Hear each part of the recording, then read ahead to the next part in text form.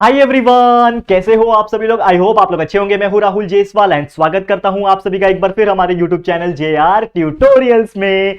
तो दोस्तों उम्मीद करता हूं अच्छी तरीके से आप लोग पढ़ाई कर रहे हो यार। 12th का बोर्ड एग्जाम काफी ज्यादा नजदीक है और इसके लिए स्पेशली मैंने 12th स्टैंडर्ड के लिए एक बेहतरीन स्ट्रैटेजी वीडियो तैयार किया है दोस्तों। और जस्ट कुछ ही दिन पहले मैंने हमारे चैनल के ऊपर जेआर ट्यूटोरियल्स के ऊपर डाला हुआ है। आप जाके वीडियो सेक्शन में स्क्रॉल करके देख सकते हो। एक वीडियो बनाया मैंने 12th standard strategy video for the board exam 2022-23। तो वो अगर स्ट्रैटेजी आप फॉलो कर लोगे दोस्तों तो डेफिनेटली आप बहुत अच्छे से अच्छे मार्क्स स्कोर कर सकते हो अपने आने वाले एग्जाम में।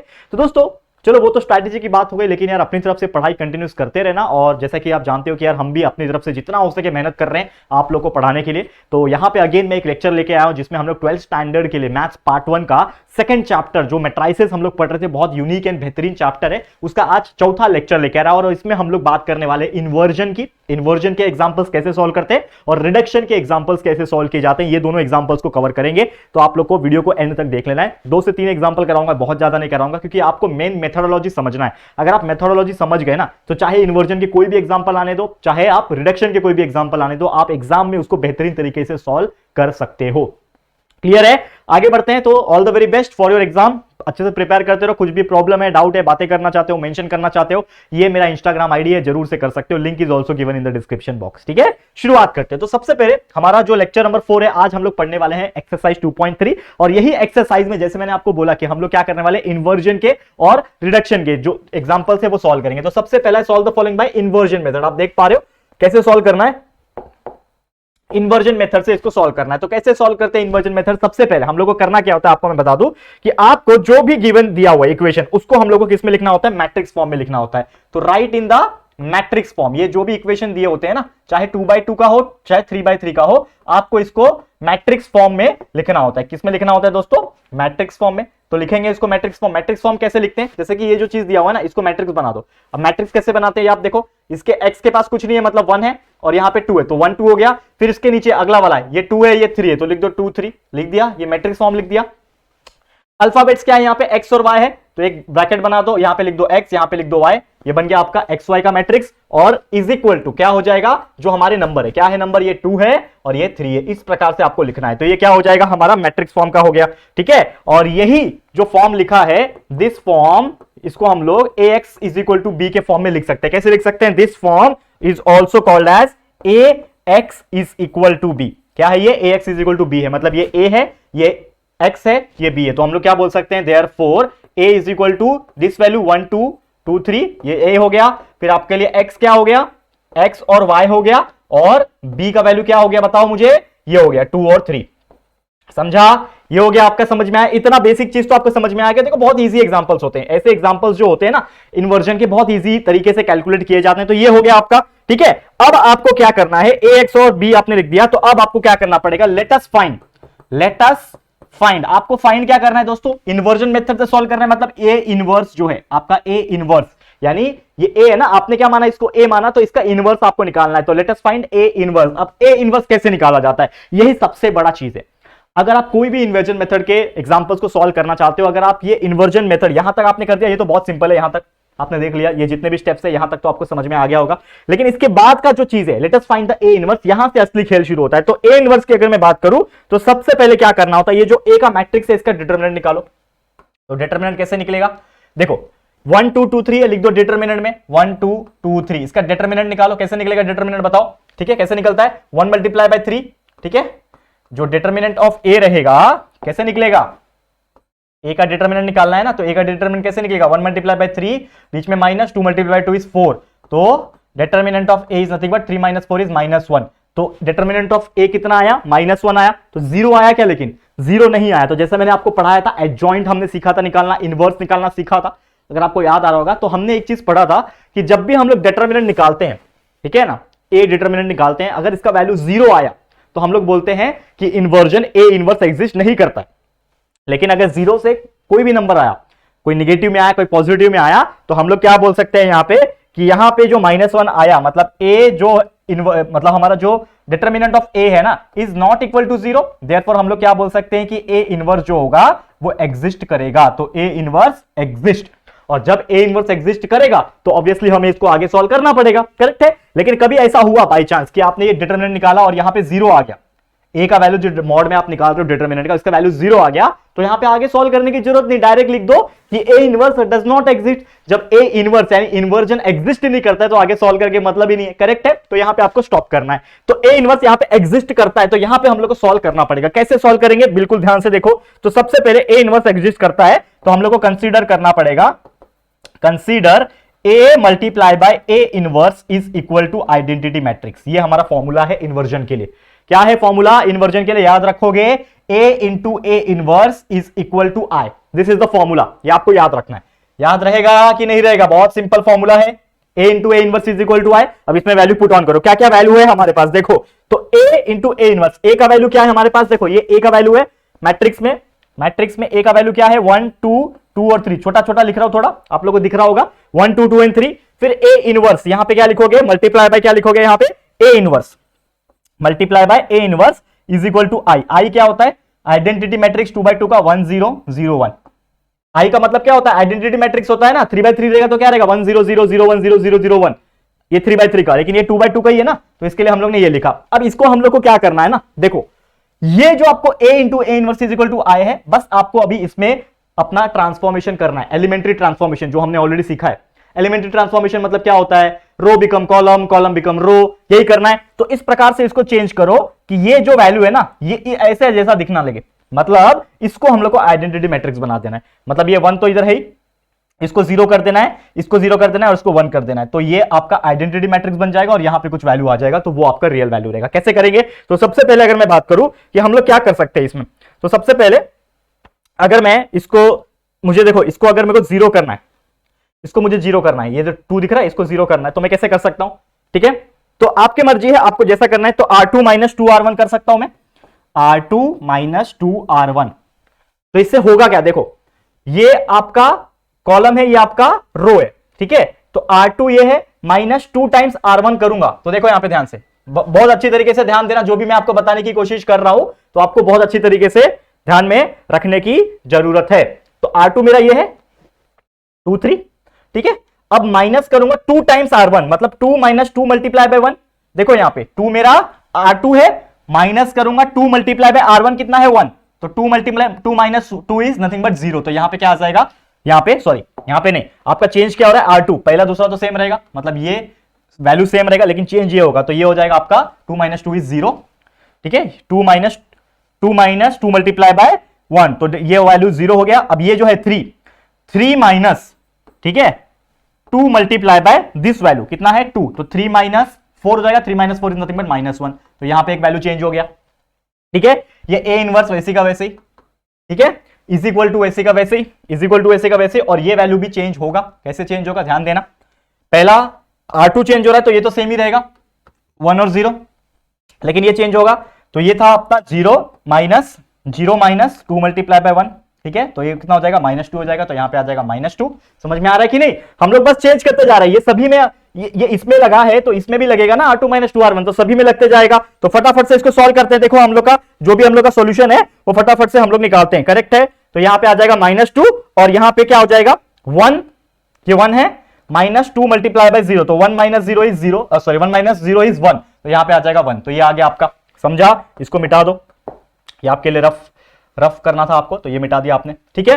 अब ये हो गया। अब नेक्स्ट स्टेप में आप क्या कर सकते हो, नेक्स्ट स्टेप में आप क्या कर सकते हो, इसको 1 बनाना है, तो अगर मैं ये पूरे को, मतलब R2 को, ठीक है, माइनस के साथ मल्टीप्लाई करूं, तो मतलब -R2 कर दूं, अगर ये पूरे को -R2 कर दूं तो क्या निकलेगा हमारा वैल्यू, देखो ये R1 है तो सेम रहेगा 1 2, R1 सेम रहेगा, लेकिन ये R2 है तो 0 माइनस करेगा तो 0 ही रहेगा, लेकिन ये -1 को माइनस मल्टीप्लाई करूंगा तो ये +1 बन जाएगा, ये हो गया। ये ए इनवर्स वैसे का वैसे he is equal to R2 के अंदर चेंजेस है, तो मतलब ये R1 जो होगा 1 और 0 ये सेम टू सेम रहेगा, R2 चेंज हो रहा है तो -2 बन जाएगा 2, 1 बन जाएगा -1। समझा, यहां तक समझ में आ गया होगा हर बच्चे को। अगर नहीं समझा होगा ना दोस्तों, एक बार ध्यान से देखना जो भी चीज मैं करा रहा हूं, क्योंकि ये इन्वर्जन ये आता ही आता है आपके एग्जाम में, और ये चीज अगर आप करोगे डेफिनेटली आपको बहुत अच्छे मार्क्स मिल सकते हैं। ये चीज हो गया आपका -R2। अब देखो यहां पे आपको इस चीज को ना, इस चीज को, ये जो चीज दिख रहा है 2 को, इसको 0 बनाना है, तो मतलब ये मेरा क्या है, ये मेरा क्या है दोस्तों, बताओ, मेरा जो 2 दिख रहा है आपको, ये जो 2 दिख रहा है इसको आपको चेंज करना है, मतलब ये मेरा R1 है, अगर मैं इसको माइनस करूं, R1 को माइनस करूं 2 मल्टीप्लाई बाय R2 से, तो क्या हो जाएगा चेंजेस, देखो R1 माइनस 2R2 मतलब चेंजेस R1 में होगा तो R2 मेरा सेम रहेगा। चेंजेस R1 में हो रहा है ना, तो R1 चेंज होगा लेकिन R2 तो सेम रहेगा। तो ये देखो 1 है, ठीक है, तो 1 माइनस 2 मल्टीप्लाई बाय 0, देखो साइड में करता हूं, ये 1 है तो 1 माइनस 2 मल्टीप्लाई बाय 0, तो ये कितना हो जाएगा 1 माइनस 0 इज 1, तो यहां पे क्या रहेगा 1 ही रहेगा। लेकिन ये 2 है तो 2 माइनस 2 मल्टीप्लाई बाय 1, तो 2 माइनस 2 इज नथिंग बट 0, तो यहां पे कितना वैल्यू आ जाएगा आपका, यहां पे आ जाएगा 0। ये हो गया आपका ए इनवर्स वैसे का वैसे इज इक्वल टू, ये कॉलम में देखो चेंज क्या हो रहा है, R1 चेंज होगा मतलब R2 जो होगा 2 और -1 ये सेम टू सेम रहेंगे, ठीक है, और ये जो वैल्यू है वो चेंज होगा, तो 1 माइनस 2 मल्टीप्लाई बाय R2 मतलब 1 माइनस 2 मल्टीप्लाई बाय 2 इज 4, तो 1 माइनस 4 इज नथिंग बट -3, तो आपका यहां पे क्या आएगा -3 वैल्यू आएगा। 0 माइनस, देखो करके देखो, 0 माइनस 2 मल्टीप्लाई बाय -1, तो 0 माइनस 2 मल्टीप्लाई -1 इज 2, मतलब पॉजिटिव वैल्यू आ जाएगा जो कि आ जाएगा 2, तो यहां पे आ जाएगा 2। समझा, यहां तक समझ में आ गया होगा बच्चों, तो इसको मैं मिटा देता हूं, इसका काम खत्म। अब देखो यहां पे जो हमको बनाना था कि ये जो वैल्यू है इसको आइडेंटिटी बनाना था, तो बन गया, मतलब यहां पे रुकना है आपको। अब रुकना है फिर क्या करना है, मतलब आपका जो वैल्यू आ गया वो आ गया ए इनवर्स का डायरेक्टली, क्योंकि ये अभी यूनिट मैट्रिक्स बन गया और यूनिट मैट्रिक्स मतलब 1 होता है, तो 1 मल्टीप्लाई बाय ए इनवर्स ही रहेगा, तो आपका ए इनवर्स का जो वैल्यू आ गया डायरेक्टली वो आ गया -3 2 2 और -1, दिस इज योर वैल्यू, ये आ गया आपका ए इनवर्स। लेकिन आपको पूछा क्या है, solve the following bye inversion method ना, तो इन्वर्जन मेथड से सॉल्व करने के बाद आपको एक्स और वाई का वैल्यू निकालना होता है, ये दिख रहा है एक्स और वाई, ये इस चीज का वैल्यू निकालना पड़ेगा, तो ये जो आ गया ना ये आपका ए इनवर्स आ गया, लेकिन इन्वर्जन मेथड से आपको अभी एक्स और वाई भी निकालना बाकी है, तो उसके लिए आपको क्या करना है नेक्स्ट स्लाइड में बताता हूं। तो आपको अभी नेक्स्ट स्टेप में क्या करना है, अब आपको जो आपका A X is equal to B था, तो आपका जो A X is equal to जो बी आपने कंसीडर किया था ना, देखो एक minute, ax is equal to B आपने कंसीडर किया था, इसमें आपको दोनों साइड ए इनवर्स मल्टीप्लाई करना है, तो आप क्या लिखोगे कि मल्टीप्लाई ए इनवर्स, ठीक है, मल्टीप्लाई ax ऊपर लिखो, मल्टीप्लाई ए इनवर्स, मल्टीप्लाई क्या लिखोगे आप, multiply A inverse both side, ठीक है, तो ए इनवर्स मल्टीप्लाई करो बोथ साइड, तो यहां पे क्या हो जाएगा ए इनवर्स मल्टीप्लाई बाय ए, यहां पे भी मल्टीप्लाई बाय ए इनवर्स हो जाएगा, तो ये ए इनवर्स मल्टीप्लाई बाय ए आई होता है मतलब 1 होता है, तो यहां पे सिंपली क्या बचेगा, सिर्फ x बचेगा, तो x is equal to A inverse multiply by B, और आपको करना क्या है कि जो भी ए इनवर्स का वैल्यू था और जो बी का वैल्यू था ये दोनों को मल्टीप्लाई कर देना, आपका आंसर आ जाएगा। तो ए इनवर्स का वैल्यू हमने निकाल के रखा है -3 2 2 और -1, -3 2 2 और -1 निकाल के रखा है, और बी का जो वैल्यू है वो हमने पहले से निकाल रखा था, बी का वैल्यू 2 और 3 डाल दो इसमें, बी का वैल्यू 2 और 3 ये डाल दिया, अब सिंपली ये दोनों को मल्टीप्लाई कर देना है, आपका x का जो वैल्यू है वो आ जाएगा, ठीक है। कैसे आएगा ध्यान देना, मल्टीप्लीकेशन कैसे करते हैं बिल्कुल ध्यान से देखना। अब मल्टीप्लीकेशन कैसे करना है, अब ये मल्टीप्लीकेशन ये -3 है ना, ठीक है, तो -3 मल्टीप्लाई बाय 2 कितना होता है दोस्तों, -3, देखो कैसे प्लस कर देना, हमेशा ना 7 याद रखना, प्लस कैसे होगा 7 में, 7 कैसे प्लस होगा, मतलब ये 7 मत याद रखना, ये शेप याद रखना, ये शेप याद रखना, मतलब -3 मल्टीप्लाई बाय 2 इज कितना होता है 6, सॉरी -6, ये याद रखना, तो आपका वैल्यू कितना आएगा दोस्तों यहाँ पे, ठीक है, -6 आया, ये वाला इसके साथ मल्टीप्लाई करके आ गया, करेक्ट है, -6 आ गया, ओके। अब सेम चीज क्या हो जाएगा यहाँ पे, सेम चीज ये वाला जो होगा इसके साथ मल्टीप्लाई हो जाएगा, जैसे मैंने बोला ये शेप याद रखना, तो ये वाला इसके साथ हुआ तो ये वाला इसके साथ होगा, तो 2 मल्टीप्लाई बाय 3 क्या होता है +6, यहां पे आ गया, ठीक है। अब नीचे वाले की बारी, 2 multiply by 2 is 4, -1 multiply by 3 is -3, अब इसको सॉल्व कर लो, आपका आंसर आ जाएगा, -6 + 6 0, 4 - 3 कितना होता है दोस्तों, 4 - 3 इज 1, तो x का वैल्यू आ गया आपका, एक मिनट, x का वैल्यू आ गया आपका 0 और 1, this is your final answer. तो आपको जो पूछा था ना फाइंड द मैट्रिक्स, आपको जो पूछा था find the matrix inversion method से निकालना है, तो निकाल लिया आपने, तो x का वैल्यू कितना आ गया 0 और 1 आ गया। कितना सिंपल एग्जांपल था, कितना सिंपल था, है कि नहीं दोस्तों। इस प्रकार से ही आपको सॉल्व करना है और आंसर निकाल देना है। क्लियर है। तो ऐसे क्वेश्चन एग्जाम में आते हैं इन्वर्जन के लिए, बहुत अच्छी तरीके से आप इसको सॉल्व कर सकते हो। याद रहेगा, याद रहेगा। आगे बढ़ जाऊं, चलो नेक्स्ट क्वेश्चन पे जाता हूं। देखो ध्यान से, अब अगला क्वेश्चन ये है, सेकंड क्वेश्चन इसी का, जो आपका एक्सरसाइज का जो क्वेश्चन है ना, ये आपके लिए होमवर्क है, सेम है, ऑलमोस्ट सेम मेथड से करना है। ये तीसरा करा रहा हूं, थोड़ा सा अलग है इसके लिए। देखो ध्यान से, सेम चीज है, इन्वर्जन करना है, ठीक है, इन्वर्जन निकालना है आप लोगों को। तो सबसे पहले इसको क्या लिखूंगा मैं, मैट्रिक्स में लिखूंगा। सबसे पहले इस चीज को मैं मैट्रिक्स में लिखूंगा। मैट्रिक्स में कैसे लिखेंगे, ये 2 लिखूंगा, ये 6 लिखूंगा, ये 1 लिखूंगा, ये 3 लिखूंगा, लिख दिया। फिर उसके बाद क्या लिखूंगा, x और y लिखूंगा, उसके बाद इज इक्वल टू लिखूंगा, फिर नंबर लिखूंगा जो कि है 8 और 5, लिख दिया। आ गया मेरा। तो ये क्या है फॉर्म, ये किसका फॉर्म है, ax is equal to b का फॉर्म है। तो यहां पे a का वैल्यू कितना है दोस्तों, 2 6 1 3 है a का वैल्यू। x का वैल्यू कितना है दोस्तों, x और y है। और b का वैल्यू कहां गया, b का वैल्यू कितना है, 8 और 5। ये हो गया हमारा पहला स्टेप। इस प्रकार से हम लोग को करना होता है, ये हमने कर लिया। अब उसके बाद ये ax is equal to b जो आपने कर दिया ना, ये करने के बाद आपको क्या करना होता है, हम लोग को करना होता है लेट अस फाइंड, जो हमेशा हमारा स्टेप है, let us find a inverse. हमें a इनवर्स निकालना होता है, और a इनवर्स निकालने के लिए हम लोग को सबसे पहले निकालना होता है उसका मॉड, यानी कि a डिटरमिनेंट। तो a डिटरमिनेंट निकालो। a डिटरमिनेंट कैसे निकलेगा, क्या है ये, 2 6 1 3 डिटरमिनेंट। सॉल्व कर लो, इसको सॉल्व करो, कितना हो जाएगा, 2 3 6 minus 6 multiply by 1 6 is equal to 0। अरे भाई 0 आ गया, देखो वो आ गया, देखो, अरे देखो भाई a determinant is equal to 0 आ रहा है। और जैसा मैंने बोला था कि अगर a डिटरमिनेंट मतलब mod a is equal to 0 आता है तो हम लोग क्या बोल सकते हैं कि a inverse does not exist.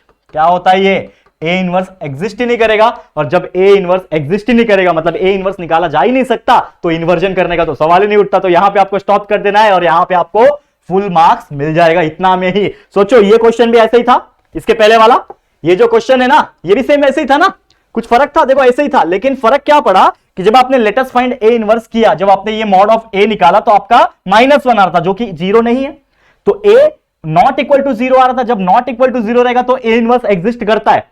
जब नॉट इक्वल टू 0 होता है तो ए इनवर्स एग्जिस्ट करता है, करेक्ट है। और करता है तो हम लोग को पूरा ये स्टेप जो हमने किया वो करना पड़ेगा। लेकिन यहां पे क्या हुआ, यहां पे क्या हुआ कि भैया यहां पे ए इनवर्स एग्जिस्ट नहीं कर रहा है। और जब ए इनवर्स एग्जिस्ट ही नहीं करेगा तो भैया रुक जाएंगे हम लोग, क्यों, क्योंकि इसके आगे हम लोग सॉल्यूशन नहीं निकाल सकते। तो यहां पे इसका आंसर आ जाएगा। तो हम लोग क्या बोल सकते हैं, हेंस, लास्ट में आपको डायरेक्ट लिखना है कि hence X and Y also does not exist, मतलब एक्स और वाई का वैल्यू भी हम निकाल नहीं सकते। खत्म कहानी, मिल गया आपको 2 मार्क्स, 2 मार्क्स 3 मार्क्स जो भी जितने मार्क्स के भी आएगा ये आपको मिल गया।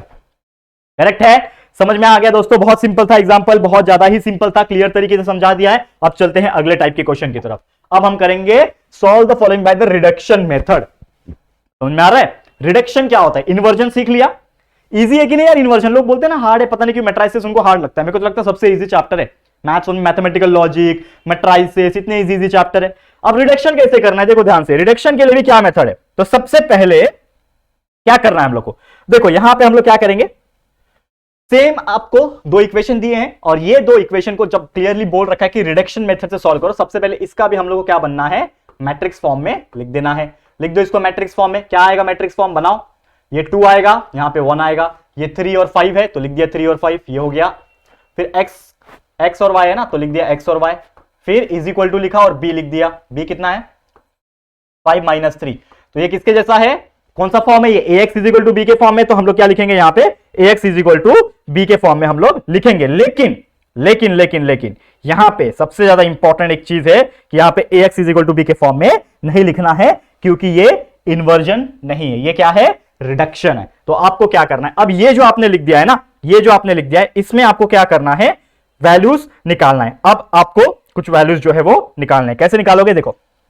तो सबसे पहले इसको मैंने थोड़ा सा एलिमेंट्री ट्रांसफॉर्मेशन लगा के देखता हूं, एलिमेंट्री ट्रांसफॉर्मेशन जो है लगा के देखता हूं। तो सबसे पहले अगर मैं एलिमेंट्री ट्रांसफॉर्मेशन लगाऊं, मतलब किसी एक का वैल्यू जो है ना, या तो x का या तो y का, क्योंकि रिडक्शन का मतलब क्या होता है, रिड्यूस करना। समझ में आ रहा है मैं क्या बताने की कोशिश कर रहा हूं। जैसे देखो याद होगा आपको, हमने 10th स्टैंडर्ड में भी या फिर 11th में भी हमने पढ़ा था, चीजों को रिड्यूस करते जाओ फिर लास्ट में एक वैल्यू बच जाएगा। तो यहां पे देखो x का वैल्यू और y का वैल्यू इक्वेशन के फॉर्म में है, तो हम लोग क्यों ना किसी एक का वैल्यू निकाल दे रिड्यूस करके।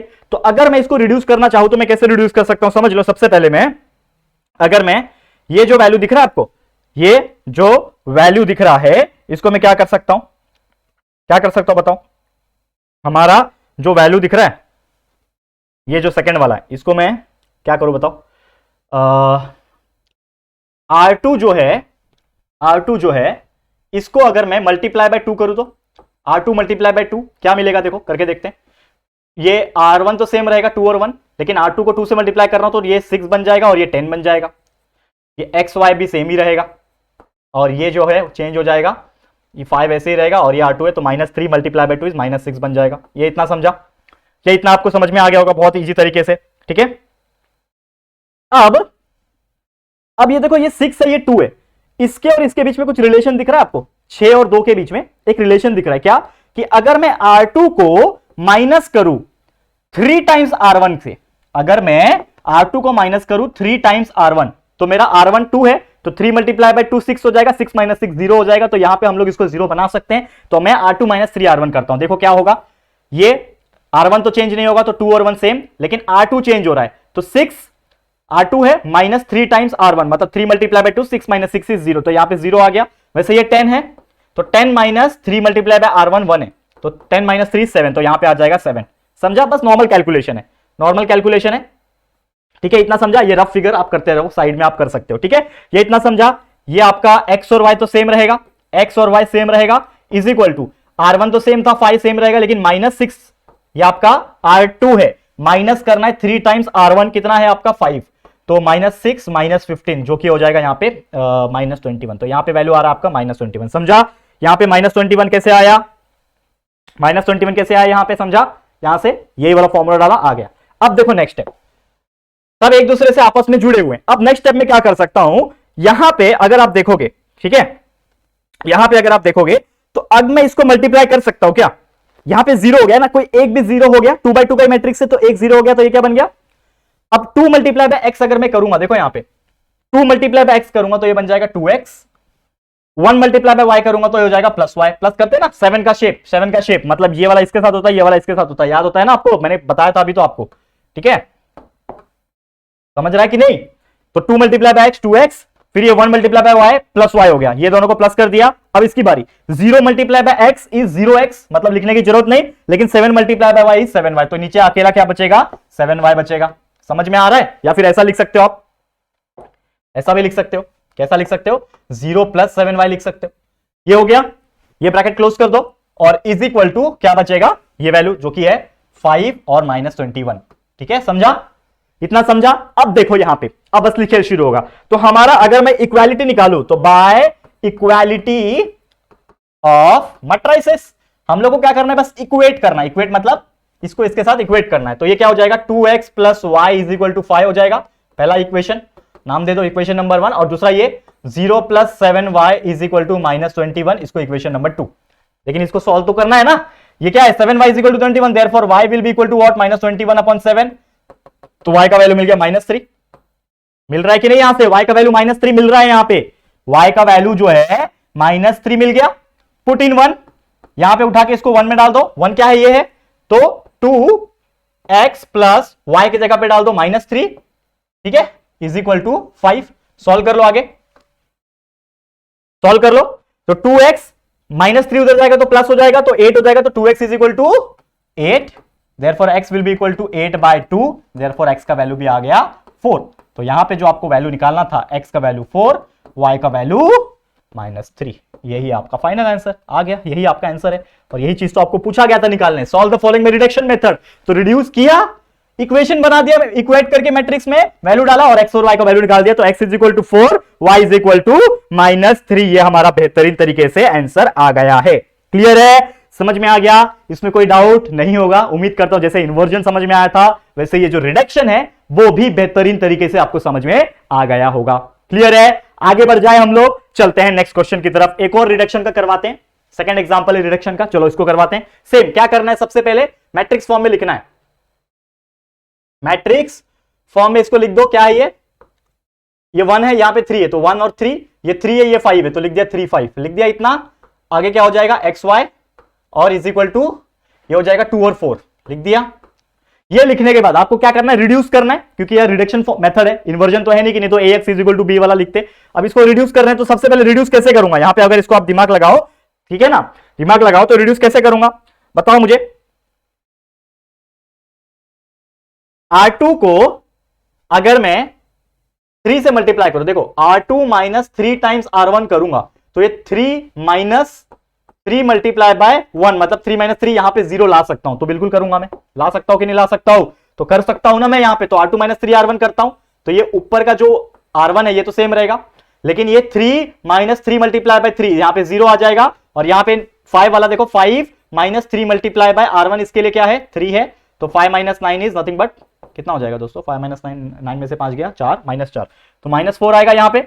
समझा यहां पे -4 कैसे आ रहा है, बहुत बेहतरीन तरीके से। अगला यहां पे x और y लिखना है, x और y लिखना है। उसके बाद इसमें भी ऊपर वाला जो है मतलब R1 जो है वो चेंज नहीं हो रहा है, चेंज क्या हो रहा है R2 हो रहा है, करेक्ट है। तो यहां पे R2 कितना है 4 माइनस फॉर्मूला क्या है 3 मल्टीप्लाई बाय R1 करना है, R1 इसके लिए क्या है 2 है, तो 4 माइनस 6 नथिंग बट -2, तो यहां पे आ जाएगा -2। समझा ये चीज, ये रफ वाला जो है इसको मिटा दो, ये रफ फिगर है, इसको आप अपने बुक में जब करोगे तो रहने देना, साइड में करना, मेरे पास तो बोर्ड है इसके लिए मिटा सकता हूं, लेकिन आप साइड में रफ बुक माफ करना मतलब उसी पेज में साइड में कहीं पे रफ करना, ताकि एग्जामिनर को पता चले कि आप रफ कर रहे हो वहीं पे। ये आपको समझ में आ गया। अब यहां पे मैं क्या कर सकता हूं, अगेन मल्टीप्लीकेशन, यहां पे एक 0 हो गया ना, एक 0 हो गया तो अब मैं मल्टीप्लीकेशन कर सकता हूं। देखो मल्टीप्लीकेशन कैसे करूंगा, ये 1 multiply by x is x, 3 multiply by y is plus 3y, correct है, दोनों के बीच में प्लस हो गया। नीचे वाला 0 multiply by x is 0 plus -4 multiply by y is -4y, तो यहां पे डायरेक्ट लिखो -4y। समझा, ये -4y हो गया, ये क्लोज इज इक्वल टू ये वाला दैट इज 2 और -2। समझा, समझा एक चीज। अब मैं क्या कर सकता हूं, बाय इक्वेट कर सकता हूं ना, अब मैं इक्वेट कर सकता हूं डायरेक्ट, तो बाय इक्वेटिंग या फिर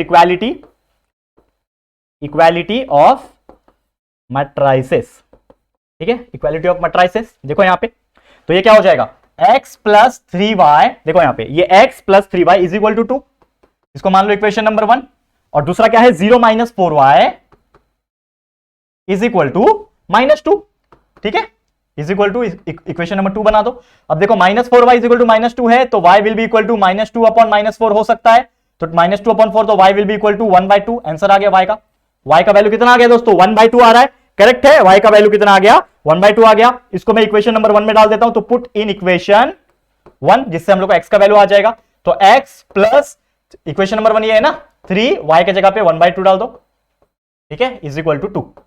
सॉल्व कर लो, तो x plus 3/2 is equal to 2, ठीक है, x का वैल्यू चाहिए, तो x is equal to 2 minus 3/2, तो कितना हो जाएगा 4 माइनस 3/2 मतलब 1/2, तो इसका आंसर भी आ गया आपका, देखो यहां पे, तो x is equal to 4 minus 3/2, बराबर ना, 2 टू द 4 माइनस 3/2, तो 4 माइनस 3/2 इज नथिंग बट कितना होता है 4 माइनस 3 1 होता है, मतलब x is equal to 1, x is equal to 1/2, तो आपका आंसर आ गया x is equal to 1/2, therefore x is equal to 1/2 है और y is equal to also 1/2 है, तो यही आंसर आपको निकालना था, आराम से आपने निकाल लिया। आगे रिडक्शन मेथड देखो कितना इजी है कि नहीं दोस्तों, इजी है, it is very much easy यार, मतलब इसमें प्रॉब्लम क्या है, आप देखो, आप रिडक्शन हो इन्वर्जन हो ये दोनों ही हम लोग ने बेहतरीन तरीके से सॉल्व कर दिया है, और इसी के साथ हमारा इन्वर्जन वाला क्वेश्चन भी होता है कंप्लीट। अब इसके में क्वेश्चन नंबर 2 में आप देखोगे तो और भी एग्जांपल्स है रिडक्शन वाले, ये आप लोग के लिए मैं छोड़ रहा हूं, प्रैक्टिस करते रहना। अब मैं सीधा जंप कर रहा हूं क्वेश्चन नंबर 3 की तरफ, लास्ट क्वेश्चन है आज का, क्वेश्चन नंबर 3। ऐसे वर्ड प्रॉब्लम्स आते हैं कभी कभार, तो ये आपको मैं करा रहा हूं ताकि यार आप लोग को समझ में आए कि कैसे आंसर करना है। तो सबसे पहले क्वेश्चन पढ़ो,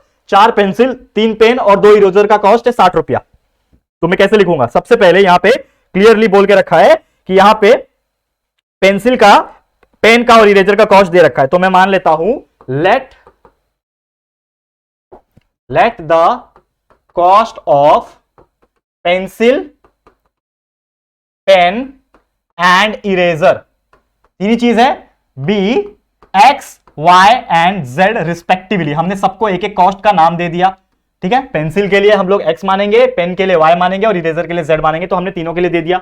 अब यहां पे बोल रहा है कि 4 पेंसिल है, 3 पेन है और 2 इरेजर है, तो इसका मतलब क्या है, यहां पे इसका मतलब क्या है कि हमारा जो कॉस्ट है एक पेंसिल का, एक पेन का, एक इरेजर का XYZ है, तो इसके अकॉर्डिंगली हम एक इक्वेशन बना सकते हैं। क्या इक्वेशन बना सकते हैं, हमारा फर्स्ट कंडीशन क्या बोलता है, हमारा इक्वेशन क्या बनेगा फर्स्ट कंडीशन का, कि यहां पे 4 पेंसिल है मतलब 4x, 3 पेन है मतलब 2y और 2 इरेजर है, सॉरी 3 पेन है ना मतलब 3y होगा, एक मिनट देखो, अभी 4x है 3y होगा, 3 पेन है और 2 इरेजर है मतलब plus 2z is equal to, total पैसा 60 रुपया, तो 4x plus 3y is equal to 2z, ये हो जाएगा आपका पहला कंडीशन, ठीक है, समझ में आ रहा है दोस्तों ये चीज। अब यहां पे मैं क्या कर सकता हूं,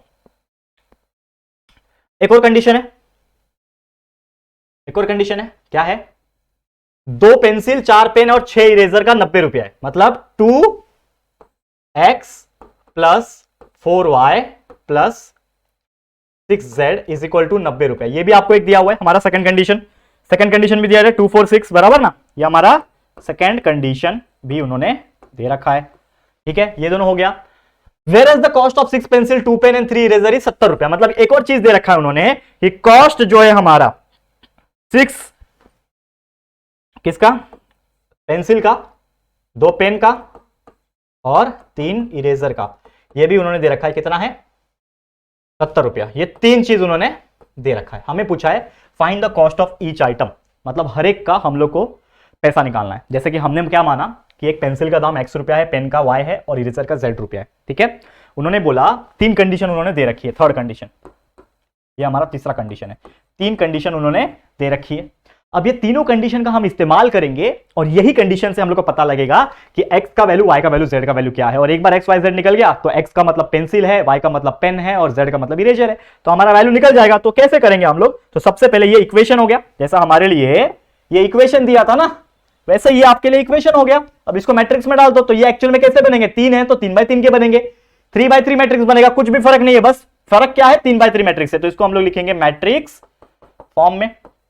तो मैट्रिक्स फॉर्म में लिखो इसको। पहला क्या है 4 3 2, तो 4 3 2 लिख दिया। अगला क्या है 2 4 6, तो लिख दिया 2 4 6। तीसरा क्या है -6, सॉरी माइनस नहीं है, माफ करना, देखो ये गड़बड़ हो जाएगा, माइनस नहीं है ये, ठीक है।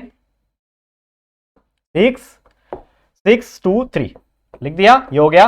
उसके बाद x y z लिख दिया और इज इक्वल टू क्या लिख दिया, इज इक्वल टू क्या लिख दिया, ये वैल्यू 60 90 और 70। बस ये बन गया आपका a x is equal to b। अब चाहे आप इसको इन्वर्जन मेथड से सॉल्व करो, चाहे आपका रिडक्शन मेथड से सॉल्व करो, बस आपको आंसर निकालना है x y z का और आपका आंसर आपके हाथ में आ जाएगा। क्लियर है, समझ में आया? तो चलो थोड़ा बहुत सॉल्व कराएंगे इसको। तो आगे आप क्या कर सकते हो, लेट्स सपोज मैं इसको डायरेक्ट रिडक्शन मेथड से सॉल्व करता हूं, तो मैं रिड्यूस करूंगा। अब रिड्यूस करने के लिए मैं क्या कर सकता हूं दोस्तों, जैसे हम लोग का 2x2 मैट्रिक्स था तो इसको हम लोग 0 बनाते थे, वैसे ये 3x3 मैट्रिक्स है तो ये 3 नंबर को 0 बना दूंगा तो बन जाएगा। ठीक है, तो समझ लो कि मैं 0 बनाता हूं। किसको 0 बनाऊंगा, यहां पे किसको 0 बनाऊंगा, देखो।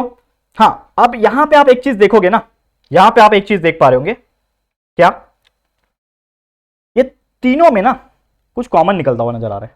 निकाल सकता हूं क्या कॉमन, अगर आप देखोगे तो ये तीनों में मैं कुछ कॉमन निकाल सकता हूं, डिवाइड बाय 2 कर सकता हूं, R2 डिवाइड बाय 2। क्या आंसर आएगा, देखो बस आपको सॉल्व करना है, आपका आंसर आ जाएगा R2 डिवाइड बाय 2। तो ये पूरा R2 डिवाइड बाय 2, पहले तो ये सेम रखो, मैं 4 3 2 सेम रखा। ये पूरा R2 डिवाइड बाय 2 हो रहा है, मतलब ये डिवाइड बाय 2 होगा, मतलब 1 हो जाएगा, ये 2 हो जाएगा, 3 हो जाएगा, तो ये 1 2 3 डिवाइड बाय 2 हो गया। ये सेम रहेगा, लास्ट वाला 6 2 3 वह भी सेम रहेगा।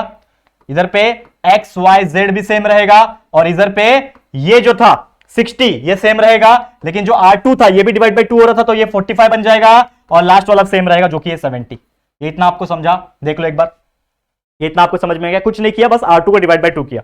अब यहां पे मैं क्या कर सकता हूं कि हमारा जो ये इक्वेशन है, अब मुझे ना ये लास्ट के 3 को 0 बनाना है, तो मैं कैसे 0 बनाऊं यही मैं सोच रहा हूं। तो आपको क्या करना पड़ेगा यहां पे, अगर मैं इस R1 को R2 से चेंज कर दूं तो क्या होगा, देखो। तो मैं R1 चेंज टू R2 कर रहा हूं, देखो क्या हो जाएगा, R1 की जगह पे R2, R2 की जगह पे R1 करके देखो, ये हो जाएगा 1 2 3, ये हो जाएगा 4 3 2, ये हो जाएगा 6 2 3। ये मैंने क्यों किया अभी आपको मैं बताता हूं, ये मैंने आपको क्यों किया, मैं आपको अभी ये चीज बता रहा हूं। ठीक है, यहां पे देखना ध्यान से, ठीक है, ये तो सेम रहेगा, एक्स वाई जेड सेम रहने वाला है, लेकिन ये वैल्यू चेंज हो जाएगा आप लोग का। ये वैल्यू क्या हो जाएगा दोस्तों, ये हो जाएगा ऊपर 45 आ जाएगा, बीच में 60 आ जाएगा, ये आपका 70 बन जाएगा। ये इतना आपको समझ में आ गया होगा, बहुत इजी है, यहां तक समझ में आ गया। बस मैंने क्या किया, R1 को R2 से चेंज कर दिया। अब मैं क्या करूंगा, थोड़ा यहां पे झोल करते हैं हम लोग। क्या झोल करेंगे कि इस 6 है, इसको अगर 0 बनाना है इसके साथ, मतलब कुछ तो आपको लॉजिक लगाना पड़ेगा। तो मैं क्या करता हूं, मेरा R2 को, ये जो R2 है इसको अगर मैं 0 बनाऊं तो R2 को अगर मैं 4 से माइनस कर दूं डायरेक्ट, तो R2 माइनस 4 टाइम्स R1 कर दूं, मतलब 4 माइनस 1 मल्टीप्लाई बाय 4 तो 0 हो जाएगा, मतलब ये वैल्यू मैं 0 बना सकता हूं। और इसी में एक और चीज मैं करूं, एक और चीज इसी में करूं कि ये जो R3 है 6 वाला, इसको भी 0 बना सकता हूं, R3 minus 6 multiply bye R1। जैसे R2 minus 4 multiply by R1 कर रहा हूं, वैसे R3 minus 6 multiply bye R1 कर सकता हूं। तो क्या चेंजेस आएगा, देखो क्या चेंजेस आएगा। सबसे पहले चेंज क्या कर रहा हूं मैं, चेंज क्या कर रहा हूं, R2 और R3, मतलब R1 सेम रहने वाला है तो लिख दूंगा मैं 1 2 3। R1 सेम रहने वाला है तो मैं लिख दूंगा, अच्छे से बड़ा लिखता हूं मैं, 1 2 3 लिख दिया। अगला चेंज क्या होगा, चेंज क्या होगा, R2 माइनस 4R1, ये मतलब ये चेंज होगा, तो 4 माइनस 4 मल्टीप्लाई बाय 1, यहां पे आ जाएगा 0, तो यहां पे लिखूंगा मैं 0, सॉरी यहां पे मैं लिखूंगा 0, ये चीज समझा आप लोग को। फिर इसकी बारी 3 multiply by 4 multiply by 2, 3 minus 4 2 जा 8, बराबर ना। R2 माइनस 4R1 करना है ना, तो ये 3 है, R2 माइनस 4 मल्टीप्लाई बाय 2, तो 3 माइनस 8 इज माइनस 5, तो आपका यहां पे क्या लिखोगे, -5 लिखोगे, समझा, समझ में आ रहा है। फिर वैसे ही 2 माइनस 3 मल्टीप्लाई बाय 4 12, मतलब 2 माइनस 12 मतलब -10 लिखोगे, लिखो यहां पे -10। ये इतना समझ में आ रहा है कि नहीं आ रहा है, देखो बहुत इजी तरीके से जा रहे हैं हम लोग, ठीक है, करेक्ट है कि नहीं। चलो इसको मैं मिटा रहा हूं, समझा। अब ये R2 का हो गया, सेम यहां पे मैं लिखता हूं XYZ, यहां पे मैं, एक मिनट, यहां पे पहले ये बना लो और इसको XYZ तो पहले लिख लो, ठीक है, और इज इक्वल टू ये R1 जो था इसका सेम रहेगा, R1 इसका जो था 45 ये सेम रहेगा, बाकी चेंज होगा, 45 सेम रहेगा। अब ये 60 जो है ये भी तो चेंज होगा, क्योंकि 60 माइनस 4 मल्टीप्लाई बाय 45, तो 60 माइनस 4 मल्टीप्लाई बाय 45 करो, 45 4 जा कितना होता है 180, 60 में से 180 का कितना बचेगा दोस्तों, ये -120 बचेगा, तो यहां पे आ जाएगा -120, ये इतना समझा, ठीक है। अब तीसरा वैल्यू निकालेंगे, यहां पे भी तीसरा वैल्यू निकालेंगे, देखो कैसे, इसको मिटाओ, इसका काम खत्म। अब देखो ये क्या है, इसी में R3 माइनस 6R1 करना है, मतलब 6 माइनस 6 मल्टीप्लाई बाय 1 यहां पे 0 आ जाएगा, तो यहां का वैल्यू क्या लिखोगे आप डायरेक्ट, यहां का कहां गया, यहां का वैल्यू 0 आ जाएगा, लिखो यहां पे 0 लिख दिया, ठीक है। अब next step R3 minus 6R1 है, तो इसके लिए भी सेम रहेगा, मतलब 2 माइनस 6 मल्टीप्लाई बाय 2, ठीक है, तो 2 minus 6 multiply bye 2, 2 minus 12 is nothing but 10, क्या लिखोगे यहां पे 10, -10 बराबर, -10 लिखोगे, करेक्ट है कि नहीं, देखो सब उधर से ही हम लोग को आंसर आ रहा है, ठीक है। अब देखो अगला ये है 3 minus 4 multiply by 3, sorry 6 multiply bye 3 18, तो 4 minus 18 is nothing but sorry एक मिनट, देखो 3 है ना, 3 multiply by 6 multiply bye 3, 6 3 18, 3 minus 18 is -15, तो हमारा आंसर क्या आएगा यहाँ पे -15, यहां पे लिख दो -15। ये यहां तक आपको समझ गया होगा दोस्तों, इसको मिटा दो, यहां तक आपको बहुत ही अच्छी तरीके से समझ में आ गया होगा, क्लियर है, क्लियर है दोस्तों। अब यहां पे पहुंच गए हम लोग, देखो यहां पे पहुंच गए, और ये भी तो बचा है, सॉरी एक और बचा है ना, एक और बचा है 70 माइनस 6 मल्टीप्लाई बाय 45, ठीक है, तो 70 माइनस 6 मल्टीप्लाई बाय 45 मतलब कितना हो जाएगा, यहां पे देखो 70 माइनस 6 मल्टीप्लाई बाय 45, 45 6 कितना हो जाएगा, पहली बात तो 5 6 30, 3 कैरी 6 4 24 27, 270 में से 70 माइनस करो, मतलब -200 आंसर आएगा, यहां पे आएगा -200, समझा, ये चीज भी हमने निकाल लिया, ये चीज भी हमारा बेहतरीन तरीके से आ गया है, क्लियर है, यहां तक क्लियर हो गया। अब देखो थोड़ा सा ध्यान से फटाफट करना है, लास्ट एग्जांपल है, फटाफट से करना है आप लोग को, ठीक है। देखो अब यहां तक हम लोग आ गए हैं, बस एक चीज बचा है, ये 0 बना लिया, ये 0 बना लिया, अब इसको भी 0 बना लो तो हमारा आंसर आ जाएगा। तो ये -10 को कैसे 0 बनाओगे, थोड़ा सा दिमाग लगाओ, -10 को कैसे 0 बनाओगे, तो अगर मैं R3 को माइनस कर दूं 2R2 से, देखो यहां पे ये 5 है, ये 10 है, तो अगर मैं R3 को माइनस कर दूं 2 टाइम्स R2 से, तो हमारा कितना हो जाएगा, देखो R3 चेंज करना है, मतलब ये पूरा सेम रहेगा पहला और दूसरा, तो ये 1 2 3 0 -5 -10 सेम, लेकिन ये चेंज होगा, तो R3 माइनस मतलब 0 माइनस 2 टाइम्स R2 कितना है 0 ही है, तो 0 माइनस 0 इज नथिंग बट यहां पे 0 ही रहेगा। अब अगला है ये वाला, तो -10 माइनस 2 मल्टीप्लाई बाय R2 कितना है -5, तो -10 और ये +10 मतलब 0, तो यहां पे भी 0 आ गया। अब तीसरा ये है, तो -15 माइनस क्या है 2 मल्टीप्लाई बाय R2, तो R2 कितना है यहां पे -10, तो ये हो गया -15 प्लस 20, तो ये कितना हो जाएगा 5 हो जाएगा, तो हमारा आंसर कितना आएगा यहाँ पे 5, तो यहां पे कितना आएगा 5, ये हो गया। यहां पे x y z same to same is equal to, पहला दूसरा सेम टू सेम, ये चेंज नहीं हो रहा है, चेंज सिर्फ R3 हो रहा है, मतलब लास्ट वाला, तो ये -200 है ना, R3 -2 टाइम्स R2 है, तो R2 कितना है हमारे लिए -20, ठीक है, इसको सॉल्व कर लो, तो -200 और ये +240, तो -200 + 240 इज 40, तो हमारा यहां पे आंसर आएगा 40, समझा।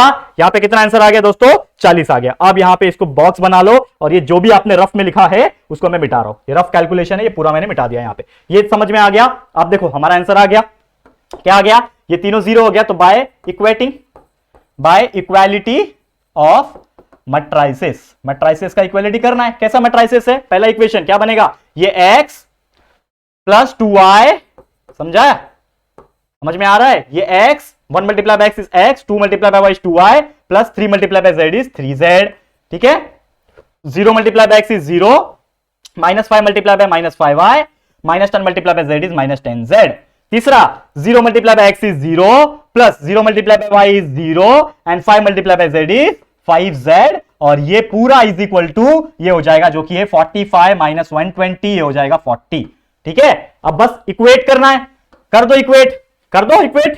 क्या करेंगे? सॉरी, यहां पे लिखना चाहिए आपको, ये जो है ना बाय इक्वालिटी ऑफ मैट्राइसिस, ये आपको यहां लिखना है।